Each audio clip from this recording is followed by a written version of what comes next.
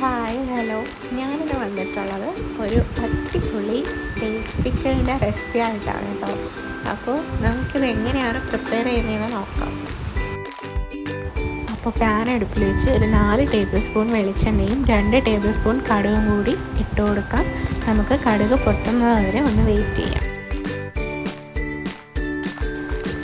കടുക് പൊട്ടിക്കഴിയുമ്പോഴത്തേക്കും നമുക്ക് ഗാർലിക്കും ജിഞ്ചറും കുറച്ച് പച്ചമുളകും കുറച്ച് കറിവേപ്പിലയും കൂടി ആഡ് ചെയ്ത് നമുക്ക് ആ ഒരു ഗോൾഡൻ കളർ ആകുന്നത് വരെ ഒന്ന് വെയിറ്റ് ചെയ്യാം.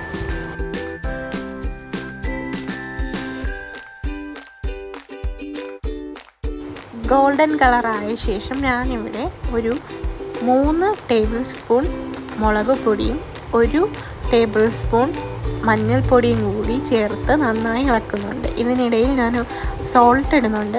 അത് ഞാനിതിൽ എടുക്കാൻ മറന്നു പോയതാണ്. അപ്പോൾ ആവശ്യത്തിന് സോൾട്ട് കൂടി ചേർക്കാം. അതിനുശേഷം ഞാൻ കുറച്ച് വെള്ളം ഒഴിക്കുന്നുണ്ട്. വെള്ളമൊഴിച്ച് ഇത് നല്ലതുപോലെ ഒന്ന് തിളച്ച് വരുന്നത് നേരം നമുക്ക് കുരു കളഞ്ഞു വെച്ച ഡേറ്റ്സ് ഇട്ട് കൊടുക്കാം. ഡേറ്റ്സ് ഇട്ട് കൊടുത്ത് നല്ലതുപോലെ ഒന്ന് ഇളക്കി യോജിപ്പിച്ച് നമുക്ക് തിളക്കുന്നത് വരെ വെയിറ്റ് ചെയ്യാം.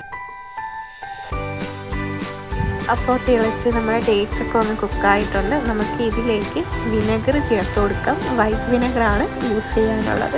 അപ്പോൾ ഞാൻ ആവശ്യത്തിന് വൈറ്റ് വിനെഗറും കൂടി ഒഴിച്ചു കൊടുക്കുന്നുണ്ട്. ഇതിലേക്ക് ഞാൻ കായവും ഉലുവാപ്പൊടിയും ചേർത്തിട്ടുണ്ട്. അത് വീഡിയോയിൽ ഉൾപ്പെട്ടിട്ടില്ല. ഞാൻ 1 ടീസ്പൂൺ ഉലുവാപ്പൊടിയും 1 ടീസ്പൂൺ കായവുമാണ് ചേർത്തിട്ടുള്ളത്.